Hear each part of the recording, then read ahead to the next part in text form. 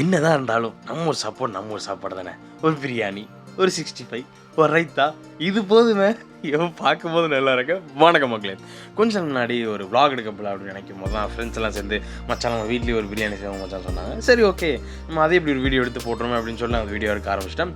வீடியோலாம் எடுத்துகிட்டு கடைசியில் சாப்பிடும்போது தான் தெரிஞ்சது நான் ஒரு வீடியோ எடுக்கிறவன் வாரம் ஏதாவது போயிட்டு ஹோட்டலில் போயிட்டு வீடியோ எடுக்கணும். ஆனால் பார்க்குறவங்க அப்படி இல்லை. பார்க்குறவங்களுக்கு ஒரு கம்மி அமௌண்ட்டில் நல்ல வயிறார மனசார திருப்தியாக சாப்பிட்ணும். அதான மெயின் திங்காக இருக்கும். அப்படி இருந்தால் அது வேறு ஒருத்தங்க நாங்கள் ஒரு 5-6 பேர் சேர்ந்து தான் சாப்பிட்டோம். ஒரு பேர் ஹெட்டுக்கு 300 பைசா தான் செலவாச்சு.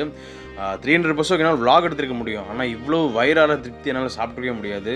அது கடைசி இப்போ ஒரு பைட்டு போகிறோம் பார்த்தீங்களா, அந்த ரைத்தா 65 சிக்கன் பீஸு அதெல்லாம் வச்சு சாப்பிடும்போது என்னடா 300 பைசா இதுக்கெல்லாம் 3000 பைசாவே கொடுக்கலாம்டா அந்த மாதிரி இருந்துச்சு. It was really good.